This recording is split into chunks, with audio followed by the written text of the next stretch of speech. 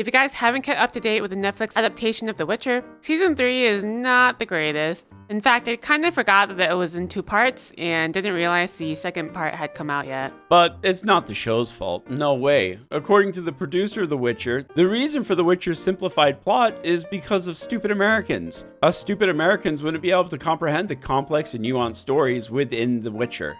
But yeah, welcome to NecroNews, apparently run by 2 stupid Americans. It couldn't possibly be that they messed with the story so much that Henry didn't even want to be a part of it anymore. Nah, it has to be our fault. Also, if I sound funnier than usual, it's because I'm getting my teeth corrected. But that's gonna be a thing for a while. It can be hard to stand out as a game developer. All too often, we have to dig real deep to find our buried alive bangers, and for a market that is so overly saturated with products, many developers feel the need to go to insane lengths to stand out, because that's really the only way to make it anymore. Yeah, you could do that. Or you can just rip off a game. That works too. Just like developer West Connection with their newest title, The Last Hope. The game is surprisingly terrible. That doesn't mean that anyone is shocked that it's bad. I mean, look at it. Yeah, most people were surprised at how bad it is. When fans of The Last of Us caught wind of the game, many people complained to Nintendo, and the trailers were reportedly copyright claimed by Sony. While you kind of expect this kind of stuff to happen on the underside of Steam, it was going to have a Nintendo eShop release. That was until it was removed without further statement, seemingly after reviews and negative press began to circulate. Still, we can't help but wonder if the story would have been better than The Last of Us Part 2. You don't get to rush this. Streamer Dr. Decomposing took the monumental task of beating Elden Ring in under 2.5 hours, but what makes this even better is that he beat it with DOOTS. That's not a fancy acronym. He actually beat the game with an electronic saxophone, needing to doot whenever he needs to confirm an action. While we usually don't cover silly stories like this, there has been a lot of negative stuff lately, so we wanted to give you a bit of levity. Also, someone else beat the 64 heat run in Hades, completely unmodded. Which, I don't know how impressive that is, but Ellie seems to have an idea. Also, as some of you may or may not know, I started playing Bloodborne for the first time here on YouTube. And if you don't know, you better start knowing, or else I'll Rend yourself from your body and use your corpse as a puppet to dance for me for all eternity. So be sure to watch it. Hey, thanks. We usually report on Activision getting caught messing up, but this time, however, it seems like Hasbro are the ones just outright pointing the finger at them. Fan website Transformer World 2005 recently interviewed Hasbro representatives at Comic-Con. One of their questions was over the Activision Transformer games, since toys based on the War of Cybertron trilogy are available. It should be noted that Activision also published Platinum Games' Transformers Devastation, but based on the question, it seems more likely everyone's talking about the Cybertron trilogy. Well, actually probably just the first 2 games, since the 3rd game was by a different developer, and also sucked. When Hasbro was asked about the Cybertron games getting re-releases, they seemingly put a target on Activision's back. According to Hasbro, sadly, apparently Activision's not sure what hard drives they're on in their building. When a company eats a company that eats a company, things get lost, and that's very frustrating. Hope is that now that the deal is moving forward with Microsoft and Xbox, that they'll go through all of the archives and every hard drive to find it all. Because it's an easy Game Pass ad. We want those games back up for people to have a chance to play. And how do you think Activision responded to this? Here's a hint. Hasbro, completely unprompted, issued a statement adding, to clarify, comments that suggested Transformers games have been lost were made in error. We apologize to Activision and regret any confusion.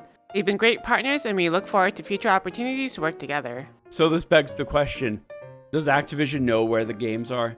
And if so, why have they not been released? Hasbro already stated that they want it on Game Pass. I don't know though. It's Activision, so it gets a number.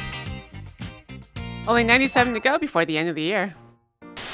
Twitch, in all their glory, brought down the ban hammer on CSGO streamers promoting skin gambling websites, causing them to destroy a large portion of the top 300 CSGO streamers.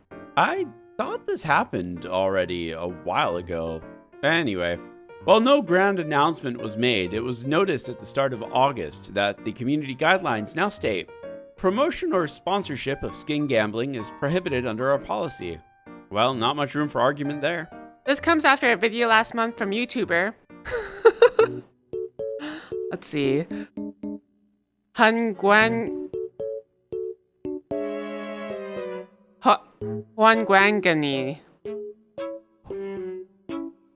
Hongangani? Hongong Gagny? Nailed it. discovered that 75% of the top 300 CSGO streamers had sponsorships from skin gambling websites. That would be about 226 streamers. Surprisingly, even though the act of skin trading is banned by Valve, some streamers even had up to 5 sponsorships. Debates over what constitutes gambling can get red hot. Trading cards, loot boxes, gacha, whatever.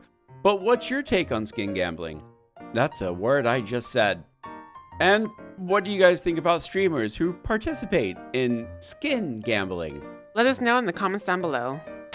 If you were at my birthday stream yesterday, you know that we celebrated EVO with some Tekken. But of course, as every EVO season has taught us, there's always some great news to be had with it. This year is no exception, but before we get to the announcements, we wanted to highlight one of the coolest things at EVO. Literal, actually blind Honda player, Blind Warrior 7, managed to take the main stage at EVO and win an outstanding 2-1 victory. Many attribute part of his victory to the new accessibility options introduced in Street Fighter 6. Using sound cues, a blind person can tell how far away an opponent is from them, what side of the screen they're on, when an attack hits high, medium, or low, or when cross-up hits, as well as a bunch of other stuff. Unfortunately, he did lose in the quarterfinals, and then again in round 4 of the losers bracket, but it was still very impressive. Like a real-life daredevil. But that's not all that's come from EVO. Let's head on to the announcements. The fighting game for Chads, Killer Instinct, is getting a balance patch after 5 years. It's also receiving matchmaking updates, 4K graphics, and other newfangled settings so it'll look all good on the Xbox. And this is all by Iron Galaxy, who did most of the seasons of the first game. The Nickelodeon Smash clone is getting a sequel, with proper voice acting this time. And they've shown off Plankton as one of the new fighters, which is in line with recent roster leak, which includes people like Grandma, Amber, and LT Grey. Under Night in Birth 2 was announced. It'll have rollback netplay, so that's good. Also, I can't say A Night in Birth without just thinking of Unbirth. The League of Legends fighting game Project L has announced another fighter, Yasuo. Finally, Granblue Fantasy vs. Rising, what a name, has introduced Nier as a new character. Not this guy, this girl. I kind of wonder if I'd like this game. Anyway, EVO's still going, so expect more announcements. We'll try to keep you guys up to date, probably through notes. I'd also like to apologize for the stupid ghost lack of research last week. He should have known that one of the most anticipated games of the year was coming out on the 3rd, but he isn't very bright sometimes. Most of the times. However, we have confirmed that these games are coming out this week. No Buried Alive banger this week, because this is our Buried Alive banger, so go watch it. Pam's pretty cool. And here's our schedule for next week. We'll be doing more Bloodborne, but other than that, we'll be going away for a day or two for my birthday on Thursday, so we won't be doing that many streams this week. But next week, we will be doing our double birthday anniversary and partnership celebration on the 19th, so you better be there, okay? Alright, well that's everything this week. What do you guys think about EVO? Did any of the stories stand out for you? Let us know in the comments below. And if you want more gaming news, be sure to subscribe. Until next time, Goodbye. goodbye.